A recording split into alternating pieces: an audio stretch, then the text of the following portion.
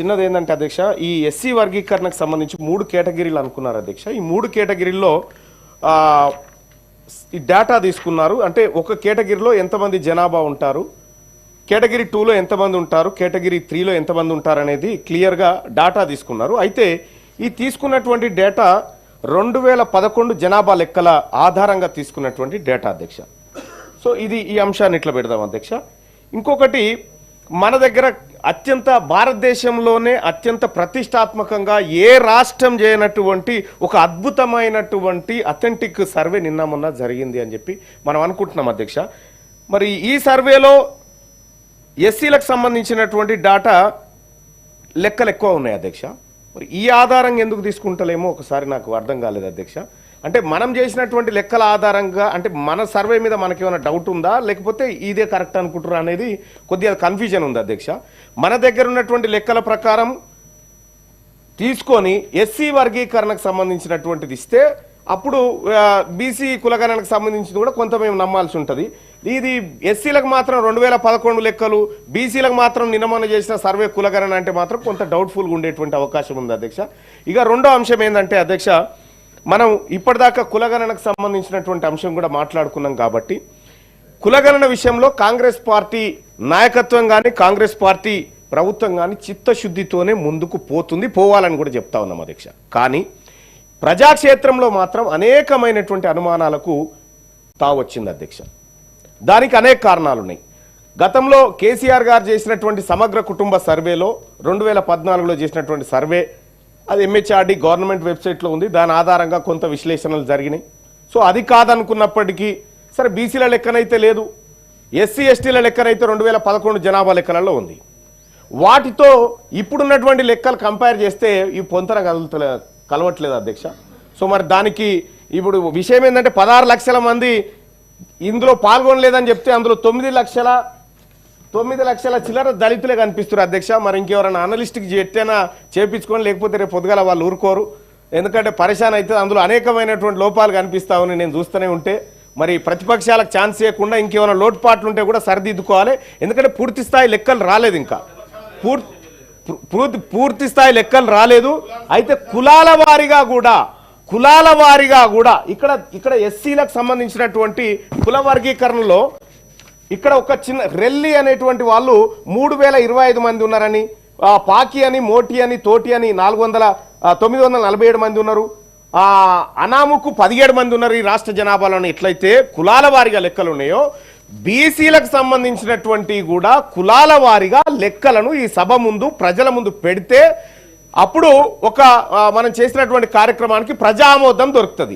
లేదు అనుకుంటే కానీ ఇప్పుడు ఈ పత్రం అసలు నాకు అర్థం కాలేదు అధ్యక్ష. ఈ పత్రం ఒకటి పెట్టినాం మనం, కానీ ఇది ఉందని మొన్న ఉత్తమ్ కుమార్ రెడ్డి గారే చెప్పారు గౌరవ మంత్రివర్యులు. మరి ఈడ గదే కనిపిస్తుంది, ఇంకా కొత్తగా ఏం లేదు, ఏమైనా బిల్లు ఏమైనా పెడతారేమో నేను సంతోషంతో ఊరుకొచ్చిన అధ్యక్ష. ఇక్కడ బిల్లు కనిపిస్తలేదు, ఏం కనిపిస్తలేదు, మళ్ళీ గదే ఉంది కథ. బెల్లు అంటలేదు. మా అధ్యక్షుల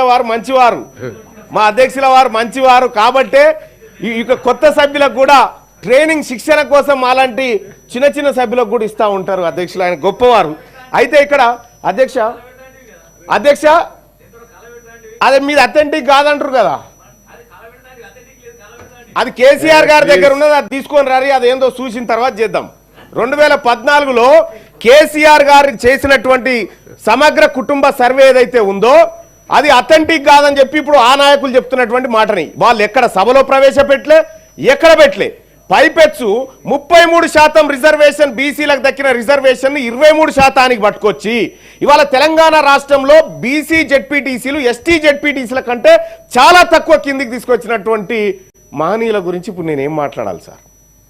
అందుకోసమే మాట్లాడాలనుకుంటే అధ్యక్ష రేపు ఈ చేసినటువంటి సర్వే మనసులో ఉన్నదే మాట్లాడుతున్నాం. ఎల్ఓపి గారు దయచేసి ఆయన మనసులో మీ మనసులో ఉంది, నేను మాట్లాడాలంటే ఎట్లా సార్?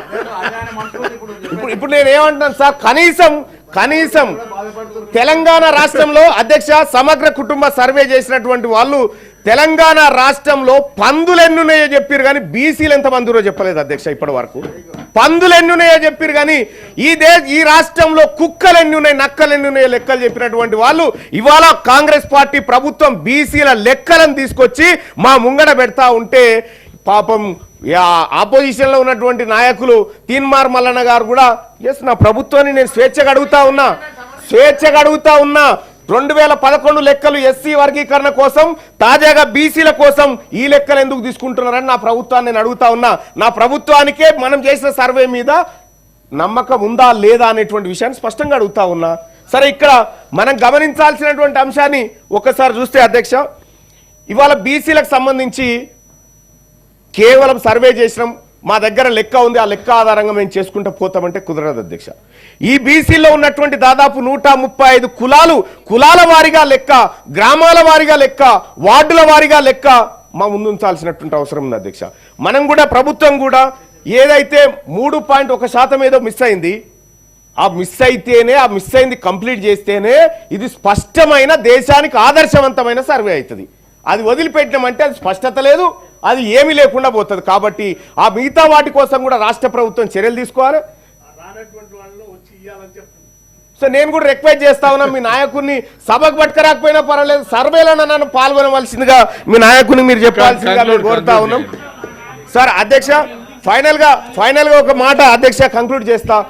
బీసీలకు సంబంధించినటువంటి అధ్యక్ష, ఈ బీసీలకు వెనకబడిన తరగతులు మేము క్యాస్ట్ కాదు అధ్యక్ష, క్లాస్. మేము బిగ్ క్లాస్, బీసీలం అంటే బిగ్ క్లాస్ అధ్యక్ష. నేను ఎందుకు చెప్తానంటే పెద్ద సంఖ్యలో ఉండేటువంటి మాకు ఒక పథకాన్ని అమలు చేయాలన్నా, లేకపోతే మాకు ఒక ఫలాన్ని అందించాలన్నా కనీసం లెక్కాపత్రం లేదు అధ్యక్ష. ఇప్పుడు ఇచ్చేటువంటి లెక్కాపత్రం ప్రామాణికంగా ఉండాలి.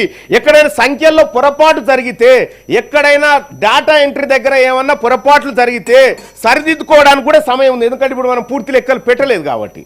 సో అట్లేమైనా మిస్ అయితే కూడా సరిదిద్దుకునేటువంటి ప్రయత్నం చేయాలి. ఎందుకంటే ఇది మా 50% పై చిరుకున్నటువంటి వర్గాలకు సంబంధించినటువంటి తలరాత అక్కడ ఉంది. ఆ తలరాత కరెక్ట్గా ఉంటే మా జీవితాలు మారితే, ఆ తలరాత బరాబర్ ఉండాలని చెప్పి కోరుకుంటా ఉన్నాం అధ్యక్ష. ఫైనల్గా ఒకటే మాట అధ్యక్ష, నేనైతే బిల్లు పెడుతురేమో, కేంద్రానికి పంపుతురేమో అని సంతోషంగా వచ్చిన అధ్యక్ష. మరి మళ్ళీ అది ఎప్పుడు పెడుతురో, మళ్ళీ ఎప్పుడు రావనో, ఆ పెట్టినప్పుడు మా బిగ్ క్లాస్ వాళ్ళకి ఎక్కువ సమయం ఇవ్వాలని కోరుకుంటా ఉన్నా అధ్యక్ష.